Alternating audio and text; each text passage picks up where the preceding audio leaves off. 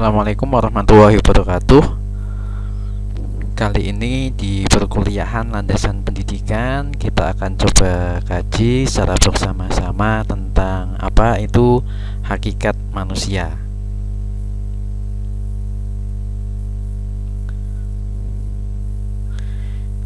Jadi hakikat manusia itu ada 3 poin yang harus teman-teman ketahui bersama-sama, yaitu tentang manusia dan pendidikan tentang hakikat manusia itu sendiri dan aspek-aspek hakikat manusia. Manusia dan pendidikan ya. Kita kaji yang pertama. Manusia itu adalah makhluk ciptaan Tuhan yang dibekali akal dan pikiran. Hal yang paling penting yang saat ini seperti itu ya, membedakan manusia dengan makhluk lain itu adalah manusia itu mempunyai akal, pikiran, dan keyakinan untuk bisa mempertinggi kualitas hidupnya di dunia. Nah, ini yang membedakan dengan makhluk lainnya ya. Kemudian dijelaskan juga bahwa manusia itu adalah makhluk individu. Ya. Berarti mempunyai keperluan, kepentingan, dan atau cita-cita yang pasti tidak sama, yang berbeda-beda dalam suatu hal. Contoh lain misalkan ya, saudara kembar, anak kembar pun itu juga mempunyai cita-cita yang tidak sama, cita-cita yang pasti berbeda. Nah, berikutnya manusia itu juga sebagai makhluk sosial ya, memiliki ciri-ciri hidup berkelompok ya, mempunyai kelompok-kelompok tertentu ya, memiliki kemampuan komunikasi ya, atau bekerja sama dengan yang lain. Jadi makhluk sosial itu tidak ini ya, dia hidupnya berkelompok ya. Misalkan nanti Anda hidup di lingkungan masyarakat gitu ya, pasti akan butuh namanya sosial masyarakat. Tidak mungkin Anda akan hidup menyendiri seperti itu ya. Pasti ada acara-acara tertentu yang memang ketika Anda sudah berkeluarga ya, sudah bermasyarakat, pasti akan mengikuti, pasti akan secara tidak langsung mengikuti kegiatan yang ada di lingkungan sekitar ya. Berikutnya, sasaran pendidikan adalah manusia yang bisa nanti dapat menumbuh kembangkan potensi-potensi kemanusiaan itu sendiri ya. Hakikat manusia ini diartikan sebagai ciri-ciri karakteristik yang secara prinsip membedakan manusia dengan hewan. Nah, ini ya, mempunyai karakteristik. Adanya sifat hakikat ini memberikan tempat kedudukan pada manusia sehingga derajatnya itu akan lebih tinggi daripada hewan. Jadi disampaikan di awal, makhluk lainnya ya tidak sama dengan makhluk lainnya, mempunyai akal, pikiran ya, manusia. Kemudian makhluk yang memiliki tenaga dalam yang dapat menggerakkan hidupnya untuk memenuhi kebutuhannya. Ini maksudnya bagaimana? Ya, manusia itu bisa untuk mencari penghidupan ya, mencari kebutuhan sehari-harinya dengan dia melakukan berwirausaha, dengan dia bekerja gitu ya, atau menciptakan lapangan kerja. Nah, jadi dapat menggerakkan hidupnya dalam memenuhi kebutuhannya. Kemudian yang terakhir ini individu yang memiliki sifat rasional ya, yang bertanggung jawab atas tingkah laku intelektual dan sosial. Nah, ini dia mempunyai sifat-sifat yang rasional ya, dapat dipertanggungjawabkan ya, meliputi tingkah laku, intelektual, dan sosial. Aspek hakikat manusia, ya, aspek manusia ini, ya, yang pertama makhluk Tuhan, ya. Manusia ini berkedudukan sebagai makhluk Tuhan, maka oleh sebab itu pengalaman hidupnya ini akan terlihat, bahkan bisa kita alami sendiri, adanya fenomena-fenomena, ya, kemakhlukan, ya, ini makhluk ciptaan Tuhan, ya. Kemudian yang kedua, manusia sebagai kesatuan badan atau roh, ya. Sebagai kesatuan badan rohani, manusia hidup ini di dalam ruang dan waktu, sadar akan diri dan lingkungannya, ya. Dia memiliki berbagai macam kebutuhan, ya, pikiran, ya, nafsu, dan memiliki tujuan masing-masing. Anda saat ini sedang mengikuti perkuliahan landasan pendidikan, ya, semester awal, ya, mengikuti pasti mempunyai tujuan, ya. Bisa nanti saat ini Anda masuk di tahun 2021, ya, pasti tujuan yang sama diikuti atau dimiliki oleh semua mahasiswa di tahun 2025, ya. Pasti Anda nanti pengennya akan lulus gitu, ya, akan diwisuda dengan mengikuti aturan main, ya, kegiatan-kegiatan akademik yang diselenggarakan oleh universitas, ya. Jadi, dan itu semuanya harus diikuti, ya, tidak mungkin instan, ya. Pak, saya pengen lulus tapi nggak mau mengikuti skripsi, ya, tidak mungkin bisa. Saya mau lulus tapi tidak mau PPL, nah, tidak bisa. Tidak mau KKN, nggak bisa.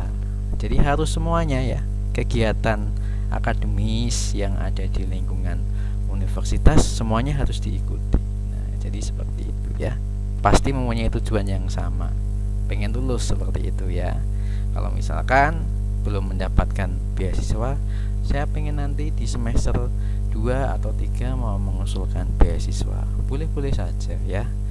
Ya, jadi itu yang pasti aktif di kegiatan kemahasiswaan. Nah, ini menjadi poin penting usulan pimpinan universitas, ya. Kemudian yang ketiga, manusia sebagai makhluk individu, ya. Tadi seperti disampaikan di awal, ya, makhluk atau sosok yang menjadi kenyataan paling real dalam kesadaran manusia, ya. Kemudian yang keempat, manusia sebagai makhluk sosial. Nah, setiap manusia ini merupakan pribadi, merupakan individu, ya, dan adanya hubungan pengaruh timbal balik dengan sesamanya. Pasti butuh namanya sosial, pasti butuh namanya orang lain untuk membantu kegiatan kesehariannya. Saat ini mungkin Anda masih ikut kedua orang tua gitu, ya. Ya, pasti butuh, ya. Kalau misalkan sudah tidak ada orang tua, minimal keluarga, ya, pasti membutuhkan saran, nasihat untuk bisa menjadi pribadi yang baik, untuk bisa menjadi mahasiswa yang baik, ya. Nanti Anda akan pasti berkeluarga, ya. Tidak mungkin tidak ada yang menginginkan, Pak, saya tidak ingin berkeluarga. Nah, itu dihindari kata-kata itu, ya. Jadi karena semuanya pasti namanya menginginkan untuk berkeluarga, ya, punya istri yang solihah, ya, punya suami yang solih, punya anak-anak yang solihah, seperti itu, ya. Nah, itu semuanya pasti membutuhkan, ya, kita butuh namanya orang teman, ya, rekan hidup, ya, atau teman hidup. Nah, jadi seperti itu, ya, makhluk sosial. Kemudian yang kelima, manusia sebagai makhluk berbudaya. manusia ini mempunyai inisiatif dan kreativitas ya, untuk menciptakan suatu budaya, hidup berbudaya dan membudaya. Nah, ini maksudnya bagaimana ya? Kebudayaan ini sifatnya statis ya, melainkan memiliki sifat yang dinamis. Nah ya, kodrat dinamika ini dalam diri manusia mengimplikasikannya adanya perubahan, adanya pembaharuan terhadap budaya. Nah, contoh misalkan ada budaya-budaya kalau dalam bahasa Jawa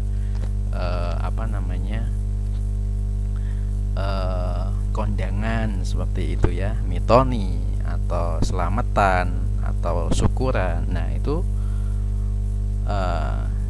pasti nanti Anda akan mengalami, akan melaksanakan ya, atau mungkin kegiatan-kegiatan lain yang memang masing-masing agama itu punya ciri khas. Nah ini menjadi penting ya, menjadi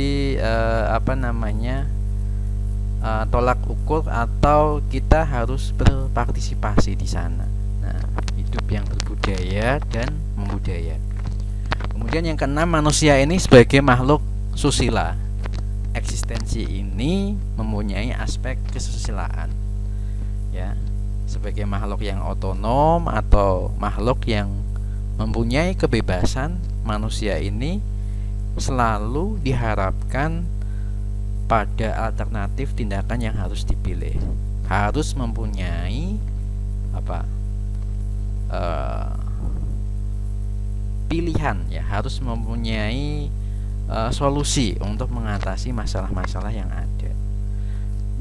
Dan oleh sebab itu penilaian moral dan tuntutan ini ya, pertanggungjawabannya atas perbuatan yang sudah dilakukan. Nah ini jadi mempunyai pilihan-pilihan solusi dalam mencari permasalahan, dalam menyelesaikan suatu permasalahan. Nah, tidak mungkin manusia tidak punya masalah, itu tidak mungkin, pasti punya masalah ya. Mungkin saat ini Anda semuanya masalahnya ya, ada yang menginginkan kuliah tapi tidak bisa kuliah ya, ada yang sudah bisa kuliah diberikan bantuan beasiswa ya, ada yang bisa menjalankannya dengan baik ya, bisa memberikan kontribusi terhadap dirinya ya, untuk peningkatan kualitas dirinya, mencari pengalaman sebanyak mungkin yang nantinya akan menjadi bantuan, akan menjadi peran penting ketika nanti Anda sudah lulus. Nah, jadi seperti itu ya. Kemudian yang ketujuh, manusia sebagai makhluk beragama. Hal ini berkenaan dengan sistem keyakinan, sistem peribadatan ya, ataupun berkenaan dengan pelaksanaan tata kaidah yang bisa mengatur hubungan manusia dengan Tuhan, hubungan manusia dengan manusia, dan hubungan manusia dengan alam. Nah ini ya, jadi ada 3 item yang di sini ya, makhluk beragama, hubungan manusia dengan Tuhan, hubungan manusia dengan manusia, dan hubungan manusia dengan alam. Misalkan dengan hubungan manusia dengan Tuhan, pasti masing-masing agama punya kegiatan-kegiatan yang bisa untuk menumbuh kembangkan pribadi menjadi lebih baik, pribadi menjadi lebih pandai untuk bersyukur, lebih pandai untuk taat kepada Tuhan Yang Maha Esa ya. Jadi punya kaidah, punya aturan main, punya kalau dalam ini SOP gitu ya, atau kegiatan-kegiatan yang bisa untuk menumbuh kembangkan pribadi untuk bisa menjadi lebih baik, untuk bisa taat, untuk bisa tadi ya bersyukur. Nah, jadi ini hubungan manusia dengan manusia. Nah, kalau hubungan manusia ini kita hidupnya bersosial, ya, bersosial tadi ya. Pasti tidak mungkin kita hidup sendiri, itu tidak mungkin. Pasti membutuhkan seseorang untuk bisa membantu kelancaran nanti tujuan kita masing-masing. Nah, jadi saat ini Anda semester 1 ya, punya namanya dosen wali gitu ya, atau pimpinan prodi, nanti ada pimpinan dekan, ada Pak Rektor dan sebagainya. Kalau di lingkungan kampus atau universitas, tapi di lingkungan keluarga beda lagi ya. Anda mempunyai seorang keluarga ya, Anda mempunyai masyarakat, tetangga. Nah, itu juga sangat penting seperti itu ya. Coba nanti ketika Anda punya hajat, tidak ada yang main, tidak ada yang membantu di rumah, itu bagaimana perasaannya ya. Nah, itu juga kegiatan itu juga sangat penting ya, pelibatan kegiatan bermasyarakat ya, hubungan manusia dengan manusia ini juga sangat penting. Kita misalkan sampai di tempat rumah, kita menyapa tetangga, monggo silahkan, mari bu, mari pak, seperti itu ya. Nah, pasti nanti dia akan melakukan hal yang sama, menyapa atau memberikan hal-hal yang sederhana ya, hal-hal yang kecil ya, tapi itu bisa berdampak ke manusia, ke tetangga, ke masyarakat. Nah, jadi itu ya. Tetangga kita punya hajat, anaknya ada yang hitan atau orang tuanya menikahkan anaknya. Nah, kita mengusahakan untuk datang ke rumahnya ya, rame-rame atau mengucapkan selamat gitu ya. Nah, atau misalkan kalau ada beberapa daerah yang ada yang beberapa minggu sebelum pelaksanaan itu sudah ada acara-acara inti gitu ya. Nah, itu juga Anda boleh untuk ikut berpartisipasi di sana. Hubungan manusia dengan alam ya, hubungan manusia dengan alam yang ketiga. Hubungan manusia dengan alam, misalkan contohnya mungkin ada beberapa mahasiswa yang menyukai tanaman-tanaman, menyukai peliharaan hewan seperti itu ya. Ya, kita harus bisa ketika kita mau memelihara hewan, memelihara tanaman, harus bisa memberikan yang terbaik gitu ya. Jangan sampai ketika kita punya tanaman hewan itu nanti akan berakibat fatal, misalkan mati gitu ya, tidak diberikan air, tidak diberikan pupuk ya. Kalau itu tanaman, kalau itu hewan, tidak diberikan makanan selama kurun waktu beberapa hari karena kita tinggal kerja di luar kota misalkan. Nah, kalau seperti itu ya, kita harus bagaimana menyikapinya ya, diikutkan di keluarga lain atau di keluarga dekat atau di tetangga. Jangan sampai peliharaan itu kita tinggal dalam kurun waktu beberapa hari, tidak ada yang memberikan makanan. Nah, ini yang bisa berakibat fatal ya. Dimensi hakikat manusia, ada dimensi individual, dimensi sosial, dimensi kesusilaan, dan dimensi keberagaman. Ini hampir beririsan dengan sebelumnya seperti itu ya. Jadi dimensi individual, kepribadian seseorang ini merupakan suatu keutuhan yang tidak dapat dibagi-bagi ya. Dimensi kesosialan tampak lebih jelas dorongan untuk bergaul. Dengan adanya dorongan bergaul, setiap orang ini bertemu dengan sesamanya. Kemudian yang ketiga, dimensi kesusilaan, disebut juga keputusan yang lebih tinggi, mencakup etika ya. Yang keempat, dimensi keberagaman. Nah, manusia ini mempunyai makhluk yang religius, yang membutuhkan agama. Manusia menghayati agamanya melalui proses pendidikan agama untuk bisa menjadi pribadi yang lebih baik. Berikutnya, implementasi dalam dunia pendidikan ini ada konsep-konsep yang harus kita ketahui dan kita kaji secara bersama-sama. Kemampuan menyadari diri, ya. Kita sadar, kita tahu diri, ya, kemampuan kita seperti apa, ya. Kemudian setelah kita bisa menempatkan posisinya, bisa menempatkan kondisi kita baik di lingkungan kampus, di lingkungan sekolah, di lingkungan masyarakat, ya, di lingkungan keluarga. Nah, ini juga menjadi penting dalam dunia pendidikan. Kemampuan bereksistensi, kepemilikan kata hati, moral, kemampuan bertanggung jawab, ya, kemerdekaan, kesediaan melaksanakan kewajiban, dan kemampuan menghayati kebahagiaan. Nah, ini juga sangat penting di sini, ya. Nah, jadi kita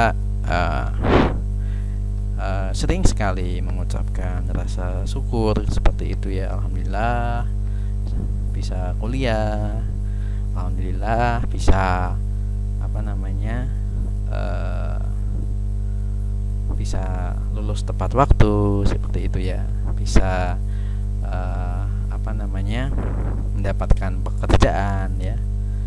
Wah, ini kok tugasnya banyak, ya. Ya disyukuri aja gitu, ya. Wah, tugas-tugasnya udah mulai banyak nih, baru pertemuan kedua misalkan, ya.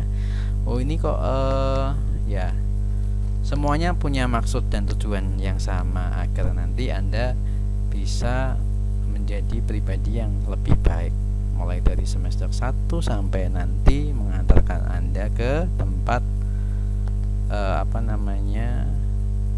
jenjang sarjana, ya, di jenjang sarjana. Nah, jadi kesimpulan untuk kajian hari ini, ya, sharing pagi hari ini, pandangan masyarakat itu memberikan pendidikan itu sebagai perisai kebudayaan, ya, dari generasi tua ke generasi muda yang nanti hidupnya itu akan berkelanjutan. Jadi antara manusia ini dan pendidikan ini tidak dapat dipisahkan, ya. Jadi saling melengkapi, saling menyempurnakan, ya. Dengan harapan belajar hakikat manusia ini untuk menyempurnakan proses pendidikan, dan hakikat pendidikan ini adalah menyempurnakan manusia, atau bisa dikatakan memanusiakan manusia. Nah, ini, ya, pendidikan itu adalah memanusiakan manusia. Kita bisa menempatkan posisinya, kita di mana, ya, kita bisa bermasyarakat, berkeluarga, ya, dan itu semuanya harus ada ilmunya, harus ada peran penting di sini. Nah, jadi itu yang bisa saya sampaikan. Nanti bisa kita lanjutkan di diskusi berikutnya. Terima kasih. Assalamualaikum warahmatullahi wabarakatuh.